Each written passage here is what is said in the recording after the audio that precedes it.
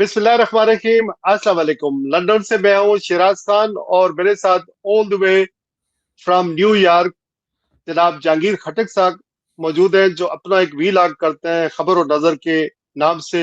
बड़ी ताज़ा तरीन खबरें लेकर आते हैं, हमारे साथ शेयर करते हैं अपने वीलॉग के जरिए। तो मैं इन्हें वेलकम करता हूँ। अस्सलाम वालेकुम जहांगीर खटक साहब। जी वालेकुम सलाम। शिराज साहब कैसे हैं आप? ठीक ठाक है। Thank you sir.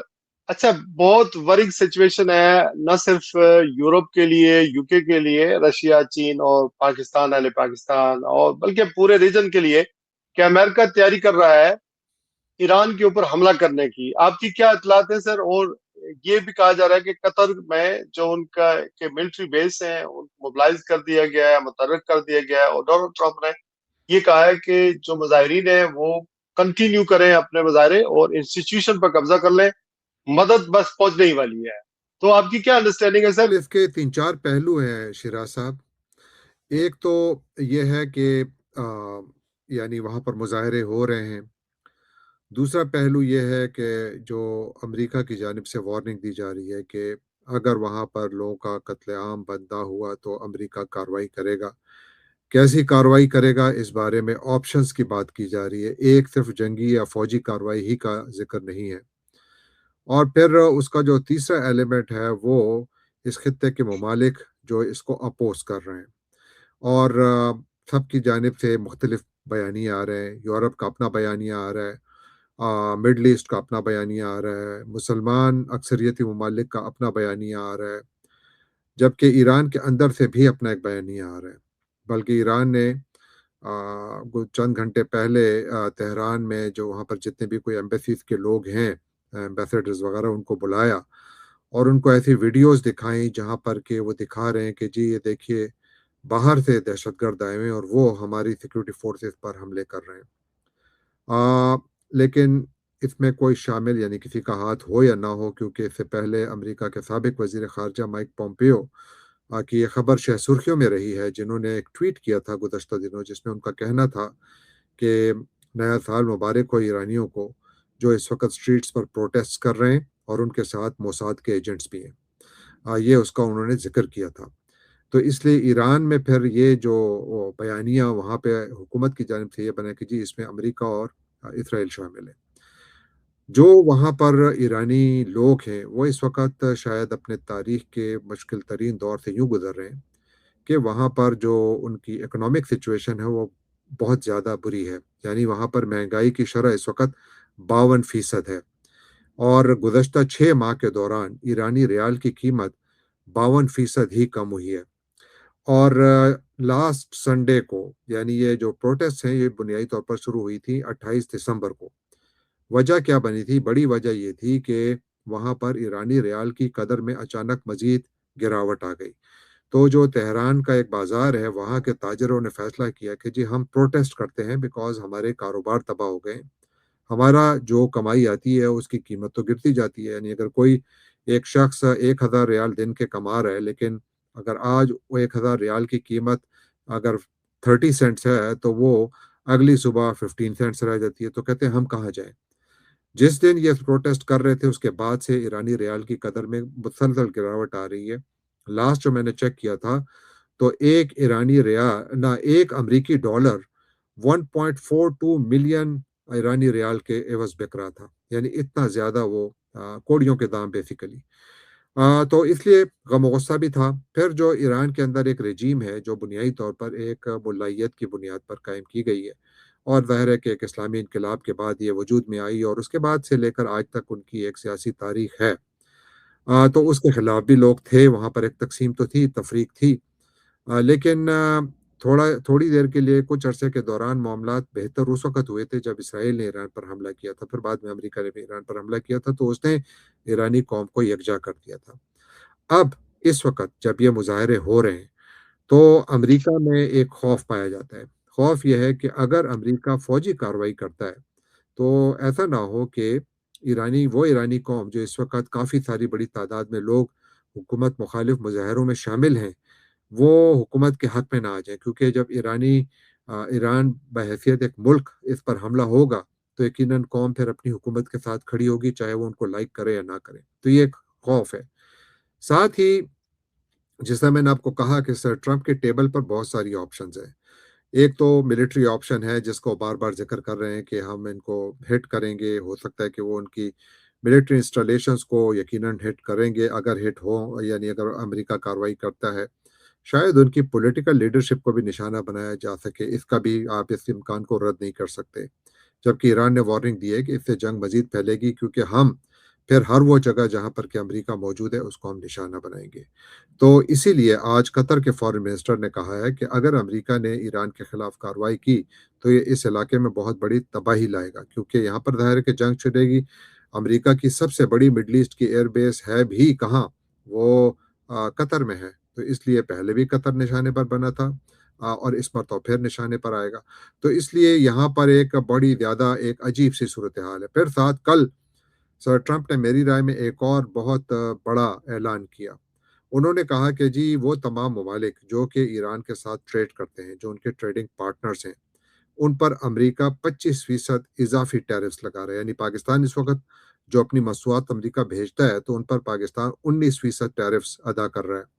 لیکن چونکہ پاکستان اس وقت ایران کا ایک ٹریڈنگ پارٹنر بھی ہے، تو پاکستان کے اوپر ممکنہ طور پر 25% اضافی ٹیرفز بھی لگ سکتے ہیں، جس کا مطلب یہ ہو کہ پاکستان کو آلموسٹ 44% ٹیرفز ادا کرنے ہوں گے۔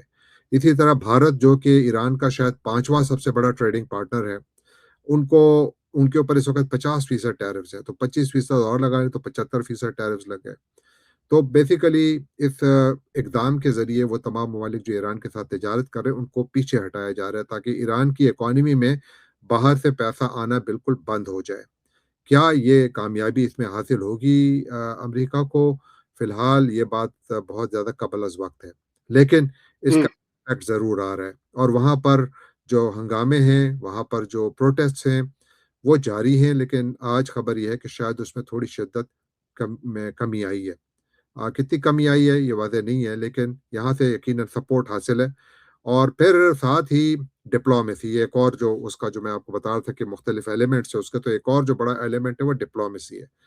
آپ دیکھیے جب ایران پر امریکہ نے لاسٹ ایئر جون میں حملہ کیا تھا، تو اس وقت ایران نے بہت زیادہ پروٹیسٹ اس بات پر کیا تھا کہ جناب امریکی تو ہمارے ساتھ بیٹھے ہوئے تھے عمان میں، کیونکہ عمان ثالثی کر رہا تھا ایران اور امریکہ کے درمیان، اور وہاں پر سٹیو وٹکاف کے ساتھ ایرانی جو لیڈران ہیں ان کی ملاقاتیں بھی ہوئی تھیں۔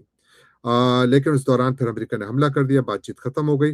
اب ایک مرتبہ پھر جو عمان ہے وہ ایکٹیو ہے۔ عمان کے وزیر خارجہ نے گزشتہ کوئی چند گھنٹے پہلے، یعنی 48-50 گھنٹے پہلے ایران کا دورہ بھی کیا، وہاں پر ملاقاتیں بھی کی ہیں، اور امریکہ یہ بات کنفرم کر رہا ہے کہ ایران امریکہ کے ساتھ بات چیت کے لیے تیار ہے۔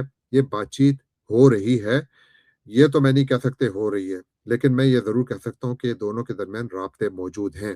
سر یہ بتائیں، جو گلوبل اگر ممالک کی بات کریں، مڈل ایسٹ کی بات کریں، یا پھر ہمارے خطہ سرزمین کی بات کریں، رشیا، چین انکلوڈیڈ تھرو آؤٹ دا ورلڈ، میں دیکھ رہا تھا کہ کوئی بھی جنگ کی حمایت نہیں، ایون یو کے یورپ والے یہ بھی نہیں حمایت کرنے کی پوزیشن میں نہیں ہے، اور مخالفت بھی اس طرح نہیں کر سکتے ہیں ڈونلڈ ٹرمپ سے، یا امریکہ کے ساتھ یہ الائی ہے۔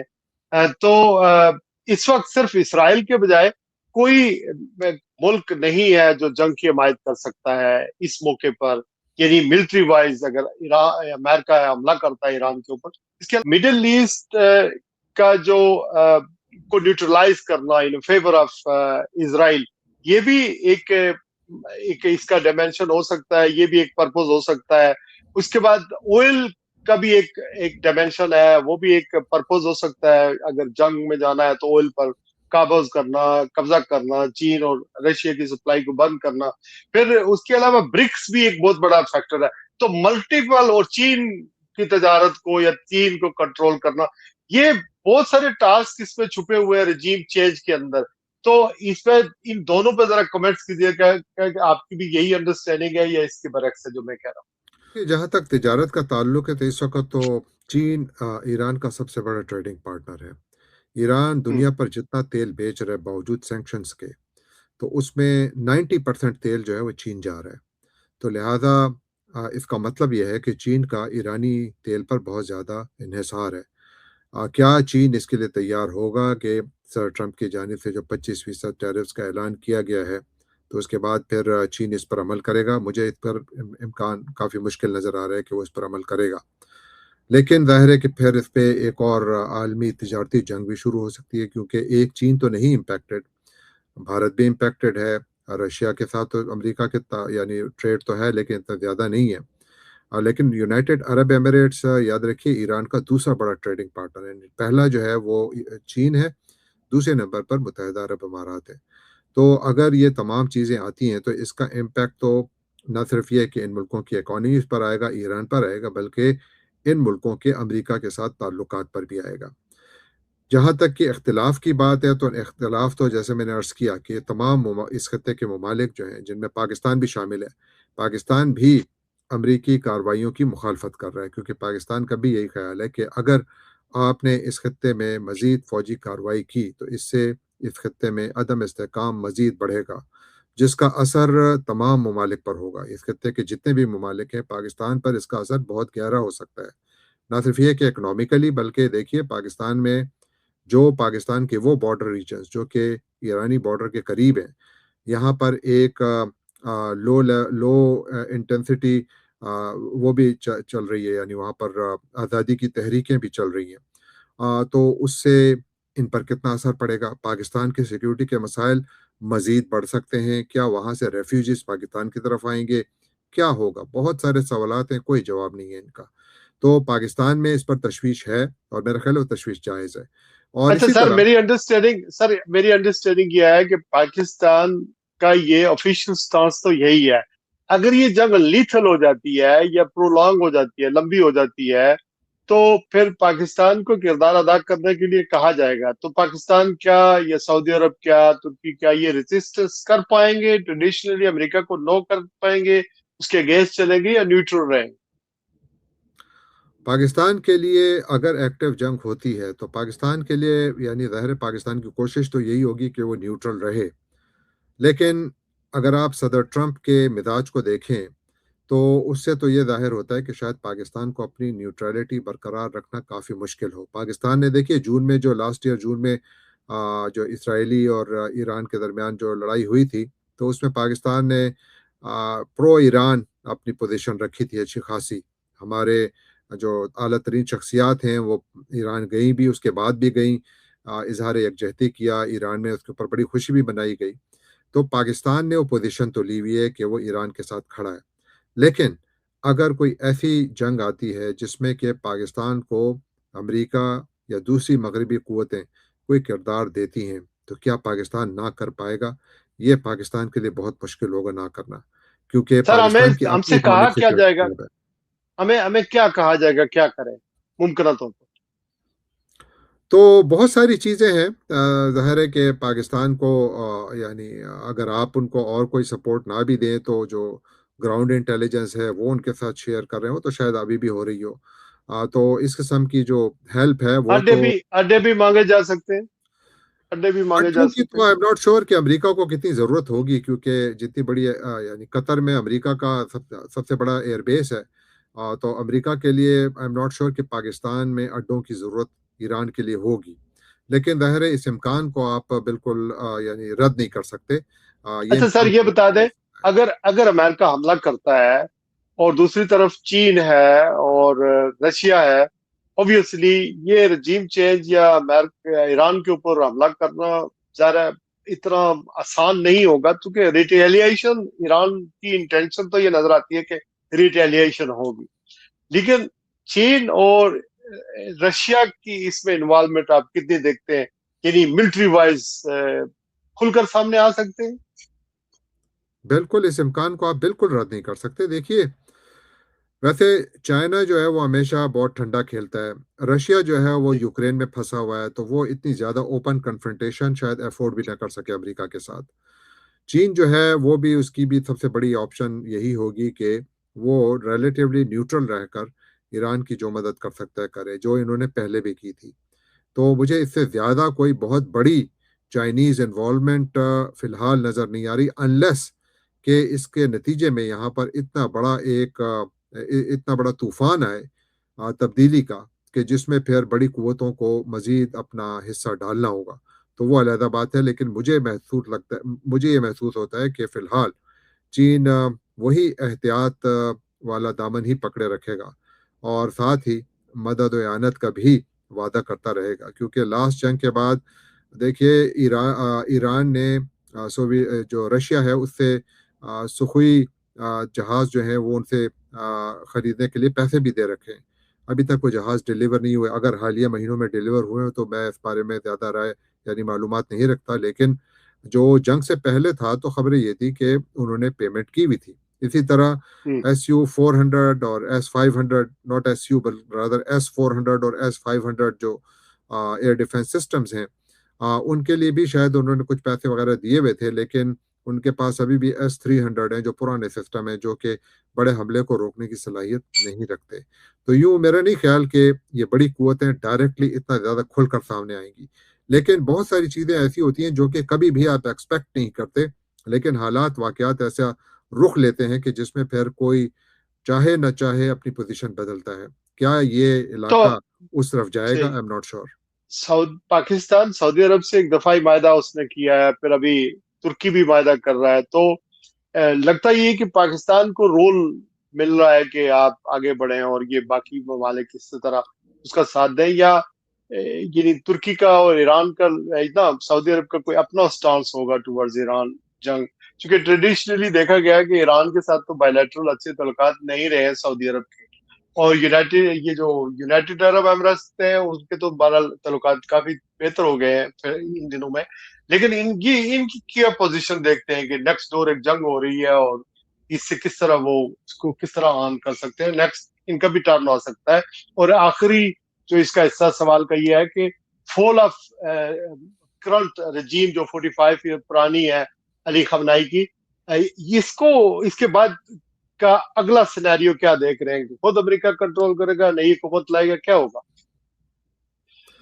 ایران ایک بڑا ملک ہے، میرا نہیں خیال کہ بوٹس آن گراؤنڈ کے بغیر آپ وہاں پر تبدیلی لا سکتے ہیں۔ واحد طریقہ جو وہاں پر تبدیلی لانے کا ہے وہ یہی ہے کہ عوام کھڑے ہوں، عوام اپنی حکومت کو خود ہی گرا دیں، اور ایگزیکٹلی آپ دیکھیے امریکہ وہی کر رہا ہے، چاہے وہ رضا شاہ پہلوی کے صاحبزادے ہوں جو یہاں بیٹھے ہوئے اور وہ بڑی بے چینی سے انتظار کر رہے ہیں کہ کب وہ جائیں گے اور لاکھوں لوگ ان کا استقبال کریں گے۔ کیا ایسا ممکن ہے؟ مجھے فی الحال اس کا امکان بہت کم نظر آ رہا ہے۔ جہاں تک کہ باقی یعنی سعودی عرب اور دوسرے ممالک کا تعلق ہے، میرا نہیں خیال کہ دنیا میں کوئی ایسا ملک ہوگا جو کہ چاہے گا کہ ان کی سرحدوں کے قریب بڑی جنگیں ہوں۔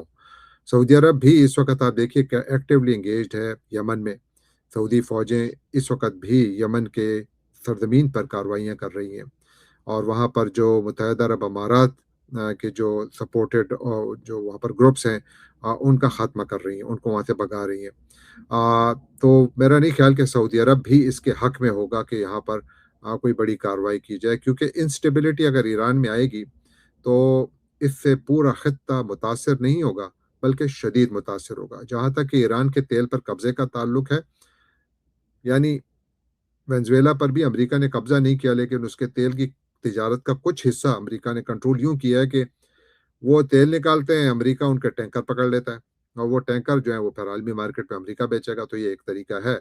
لیکن اس میں بھی آپ دیکھیے کہ وینزویلا جو ایک زمانے میں 3-4 ملین بیرل پر ڈے تیل پروڈیوس کرتا تھا، اب وہ 0.4-0.5 ملین بیرلز تیل پروڈیوس کر رہا ہے، عالمی مارکیٹ میں لا رہا ہے، تو اس کا شیئر بہت کم ہے۔ اس سے اگر امریکہ کو فی الحال کوئی فائدہ مل بھی رہا ہے تو وہ بہت زیادہ محدود ہوگا۔ ایران کے کیس میں تو یہ زیادہ کمپلیکیٹڈ اس لیے بھی ہوگا کہ اس خطے میں جو باقی ممالک ہیں ان کے بھی تیل کے کاروبار پر بڑا اثر پڑے گا، تو آئی ایم ناٹ شیور کہ وہ کتنے اس کے حق میں ہوں گے کہ جی امریکہ آئے اور یہ ایرانی تیل پر قبضہ کرے اور اس کو کنٹرول کرے، اور اس کے بعد پھر عالمی مارکیٹ میں تیل کی قیمتوں کو اتنا نیچے لے آئے کہ امریکہ کو یا دنیا کے کسی بھی ملک کو ان بادشاہتوں کو ختم کرنے کے لیے فوج کی ضرورت نہیں پڑے گی، انہی کے اپنے عوام ان کے خلاف کھڑے ہوں گے، کیونکہ جو پرتعیش زندگی وہ اس وقت گزار رہے ہیں، تو یقیناً پھر جب پیسے نہیں ہوں گے تو پھر مسئلے وہاں پر بھی بنیں گے۔ ایک طرف سر چین ہے جو ہمارا ٹیسٹڈ فرینڈ ہے پاکستان کا، دوسری طرف امریکہ ہے جس پر ہماری تعریف بھی بڑی ہو رہی ہے، ہمارے تعلقات بھی بہت اچھے ہیں ماشاءاللہ سفارتی طور پر امریکہ کے ڈونلڈ ٹرمپ کے خاص کر کے ساتھ۔ تو اگر چین کی تو ظاہر ہے یہاں ایران میں بہت بڑی انوالومنٹ ہوگی جنگ کی صورت میں، وہ نہیں چاہے گا کہ یہاں پر آئے، رشیا بھی نہیں چاہے گا، انڈیا بھی نہیں چاہے گا. لیکن ایسی صورت میں جب ہمیں کردار ادا کرنے کے لیے امریکہ کی طرف سے کہا جاتا ہے تو چین کا پھر ہمارے ساتھ کس طرح کا رویہ ہو سکتا ہے، ممکن ہوتا ہے؟ میرے خیال میں نے جیسا عرض کیا کہ پاکستان کے لیے بہت مشکل ہوگا. چین کے ساتھ پاکستان کے تعلقات اس وقت تو ٹھیک ہیں، گرچہ اطلاعات یہ ہیں کہ تھوڑی سی انیز وہاں پر موجود ہے.